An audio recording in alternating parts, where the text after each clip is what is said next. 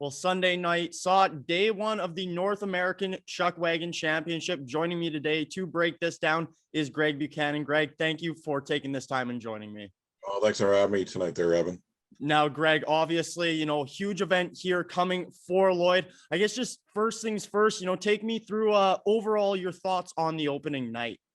There was, before the races even started, you go behind the barns and do my interviews for the CKSA radio network, and there was a vibe out there that it's really hard to describe. And I guess there's going to be comparisons through all this to the Calgary Stampede, and you get that same feeling that opening night, the Calgary Stampede. There's excitement, there's nervous, there's all that different forms of energy around the barn, and you felt that from the drivers to the outriders to people from the CKSA to the fans and the sponsors. So it was great to see. We've been talking about this for a very long time. This show has been talked about for a number of years, and it was just a matter of putting everything into motion, and motion happened about 6 weeks ago. So you keep in mind, there was not much in the planning. There was, preliminary work done, but the majority of the work happened 6 weeks ago to get ready for now. So 6 weeks went by in a hurry, and now 9 days will go by in a hurry, and a great way to kick things off last night.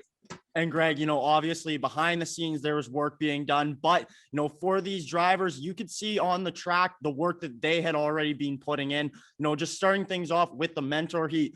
Cale Lajeunesse really got things started for the whole night. Just talk to me about, these two heats and what you saw from these mentor heats. Well, I think one thing that's happened in good or bad, and there hasn't been a lot that's come good through COVID, but last summer there was no racing. So there was a lot of, as we call it, fun runs in the sport, and fun runs are across First Nations communities across Saskatchewan. And it gave an opportunity for a lot of these young drivers to get in the wagon box and give it a try. And they had a lot of races that last summer. And that gave a great opportunity for those 6 drivers you're seeing in those mentorship heats, get some experience. And now you see that they've already had a summer of racing under their belt, not CKSA tour racing, but getting comfortable in the wagon box with the lines, getting comfortable with the horses. And you saw that Cale Lajeunesse is a former, he still is an outrider as well as a driver, buys the barn of Gary Gorse. And Gary Gorse is a legendary driver, former CKSA driver, competed at the Calgary Stampede. And he, at the age of 65, he was planned to sell out all his horses at the Calgary Stampede last summer, but there was no Stampede. So Cale gives him a phone call, buys all his horses, and now he is right into it as a chuckwagon driver. Well, and, just like you mentioned, drawing comparisons to the Calgary Stampede, the Stampede, that's one thing that a lot of these rookie drivers would not be able to participate in. So these mentor heats, these rookies are competing for a spot in next year's championship. And I think you can agree with this, Greg. I mean, that's just huge for the sport in general, and, building and adding more and more drivers to the sport. And that's what you want, not a slight against the Calgary Stampede. We could debate this all the time, where the Stampede's feelings are about chuckwagon racing, but we are looking at the sport here. We are looking at building the sport. And we're going to talk about the heritage heat in a moment. So we're looking at the present with those 36 drivers. We're looking at the future with the mentorship heat, and we're looking at the past with the heritage heat. So we're covering all bases here, and it's thrilling for a lot of the chuckwagon fans to see it all come together nightly at the North American Chuckwagon Championship.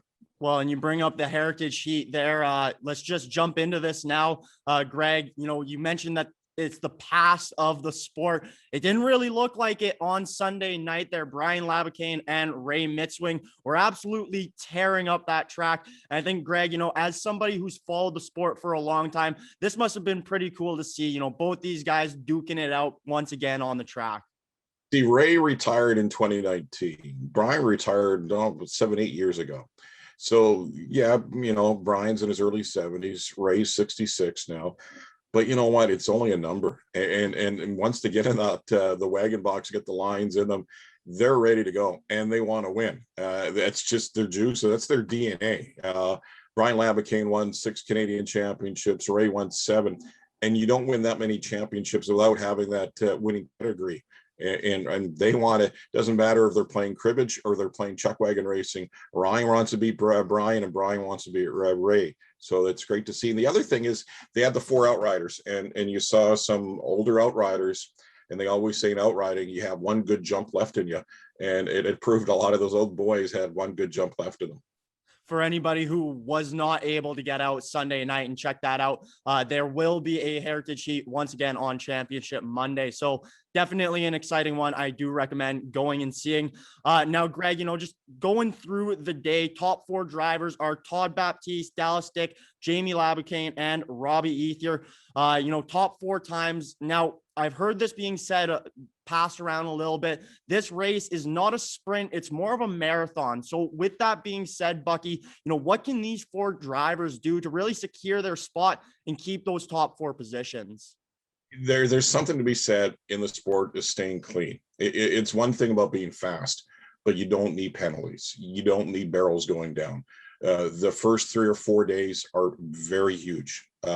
They set the table for the rest of the week. If you're gonna have bad runs, have them the first 2 nights, because at least you're gonna have some nights to make up for it. So if you have a good nut run like those 5 drivers did on that first night, now you want to add to it here tonight. And I think more than anything that those 2 words we talked about on Friday when we last talked is barn management. So now you had a good run with the 4 that you had hooked last night. Let's try to do it again here tonight. And if you didn't have a good run last night, here's a chance for bounce back for some of those other drivers. Well, Bucky, it should be exciting. One whole more week of the North American Chuckwagon Championship is just ahead of us here. So like I said, should be exciting. Thank you very much for taking this time and joining me, Greg. Thanks, Evan.